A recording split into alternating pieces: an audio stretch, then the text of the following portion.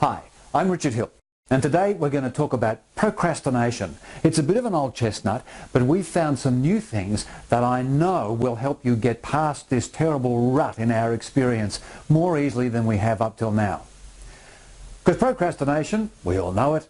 There we have the big project, it's waiting for us to go, the pressure of the deadline is steaming down on us like a steam train, and yet we'll just check our email one more time, maybe go and look on Facebook, and it's amazing how you just need 10 more people on LinkedIn round about that time, and it's really interesting how the backyard looks as though it could really do with a mow. There's always something to distract us, something to get you away from finishing this job. That's procrastination. Now, we're pretty aware of this, and there's lots of really good information on the web about the basic nature of procrastination. But we've actually found there are 4 types of procrastination, and you kind of have to deal with them a bit differently. But let's look at number 1. The first one, it's the one that we're all pretty used to, and it's called overwhelm. That's the one where the job is too big, it's too much, it's too difficult, you don't have the skills, or you don't believe in yourself, the deadline is too close, too many people, too much pressure, all the things where you actually, instead of getting keen and enthusiastic, it just seems to close around you like a weight, like a stone around your neck. And certainly overwhelm and the anxiety and stress that creates is another subject that needs to be dealt with, and we'll try and do that in this series. But for now, let's just look at overwhelm as a reason for procrastinating, the reason that gives you motivation to look elsewhere. Well, sure, that's what overwhelm does, and that's what those actions do. But you know what all those actions are doing? They're making you look active, but actually without doing any action. And that's the real key of procrastination. You're as busy as a beaver. You're just not as busy as a beaver at what you're supposed to be doing.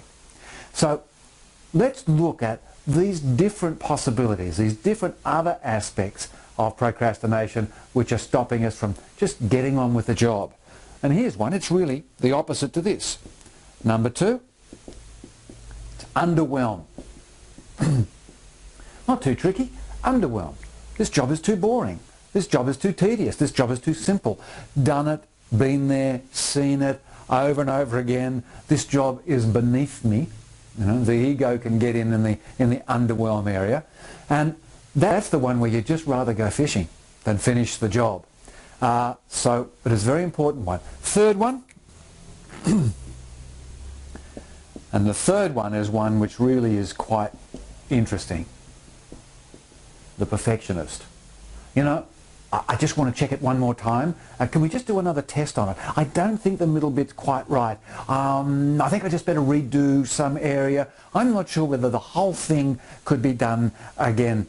The perfectionist just goes over it and over it and over it and redoes it and redoes it. And it may even be that the perfectionist does make some incremental changes, but there's a point at which a job has just got to be stopped and just got to be ended. And the perfectionist just finds it really hard to do that.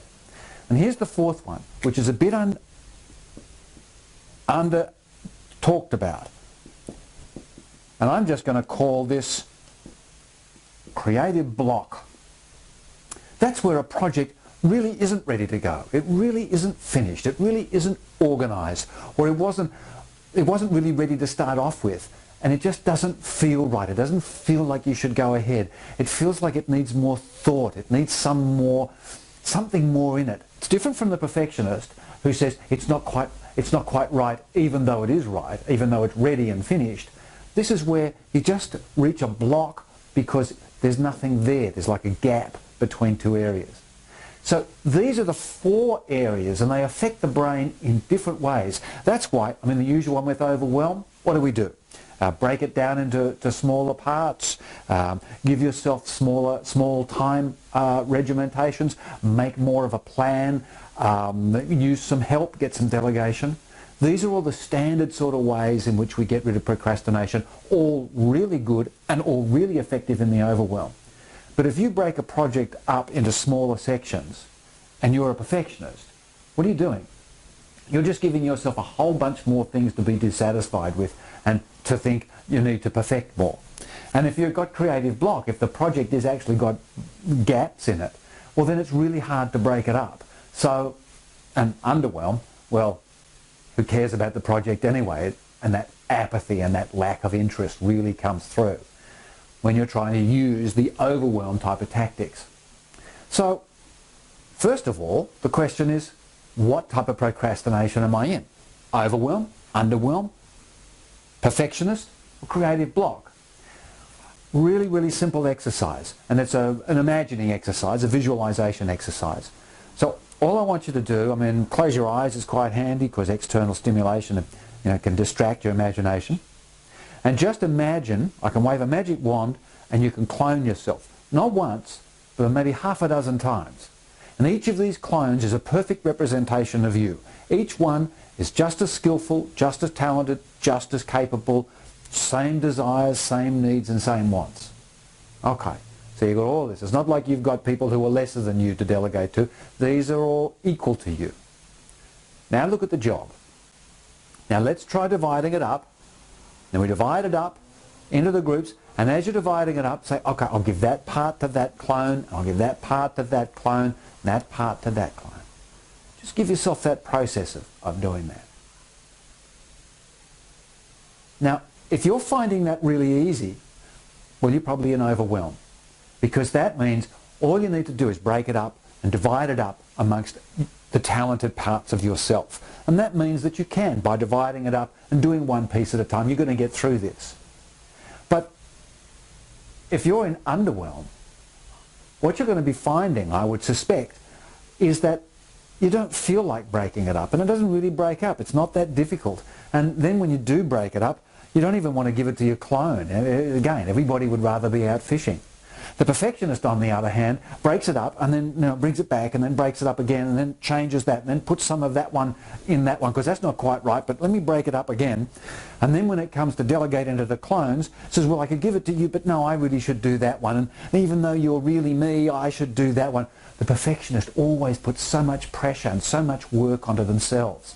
So there's the perfectionist. Creative block, on the other hand, if you found it hard to do the divisions, found it sort of like I could divide that up, but I'm not quite sure where the edge is of that, and there's actually a bit in the middle there that isn't working, and so I really, maybe if everyone, and you almost sort of want to call your clones in to help you figure out how to divide this thing that isn't ready up, to divide it up. That's the creative block. Okay, so now we know. Now that's a little bit quick, we've done that obviously.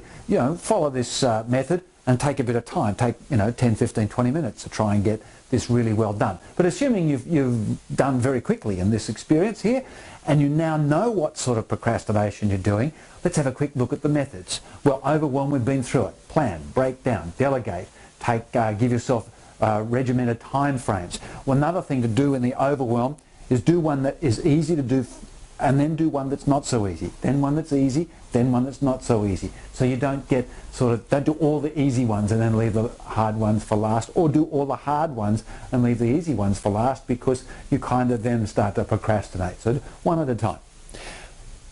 The underwhelm, this needs a change of focus, because it probably is a boring job. It probably is something you've done a million times before. But George Bernard Shaw, I think he said this in Pygmalion, where they were saying, and when you do a boring part, the mundane part of the job, and you still like it, then that means you're doing something you want. So underwhelm, maybe you need to have a rethink about what it is you're doing and whether you're actually doing what you feel like doing. But regardless of that, it's still got to get done. So let's start thinking about where the benefits do come, who's going to get something out of this. And we can think about yourself, like I get this job done, then I can go on a date, I can have some more fun with the family. But let's also think about who you're doing the job for, who's at the end result of this. Maybe don't do the job for yourself. Do the job for the person who it benefits at the end. Get that feeling, that altruistic feeling of self-satisfaction that you've actually done a good deed. Now the perfectionist.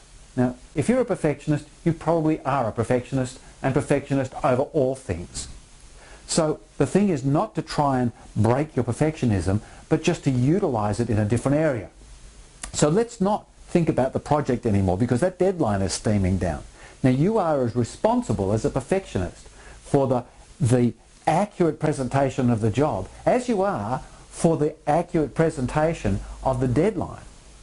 So shift your focus now, particularly for deadlines looming, to your responsibility and your obligation as a perfectionist to bring something in on time, on deadline, and realize that even if some of the parts that you're doing aren't as polished as you want, shift yourself to the point where now it's more important to get it in on time.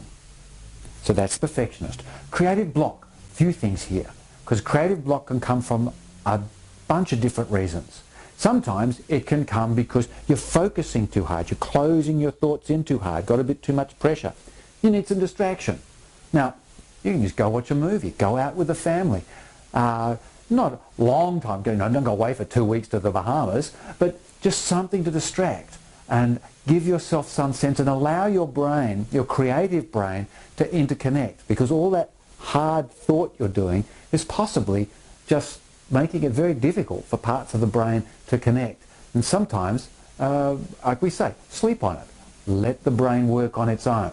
So that's really good for creative block. Another thing is to take a different perspective, de Bono's lateral thinking. Just find a word, or find a book, or find an idea, anything that can just give you a different perspective and apply the concepts of that word to what you're doing. Another thing with creative block is really to allow yourself to meditate on the experience. Again, so instead of the distracting type of shift, but actually to pause and think about nothing. Now, that's not easy for everybody, but if that's one thing that you're capable of doing, that's a really good way of doing it. Using some very good breathing exercises that you may know from yoga or meditation are really good to use in the creative block area. I mean, we've got lots of these various different ways of doing this at the Institute, but for now, that's a really good way to go through it. So there you are. You now know that there's not just one form of procrastination, there's 4. There's overwhelm, there's underwhelm, there's perfectionism, there's creative block. And there are different approaches to each one of them. And that's the best way to resolve this problem. And if you're finding that the approach you're taking isn't working, then maybe pause and do that little mental exercise and see if you've actually got a different type of procrastination. Then you take the different approach. And this half a dozen minutes here that we've spent may be more helpful to you than you can imagine, because once you get that job done, then you can do something else.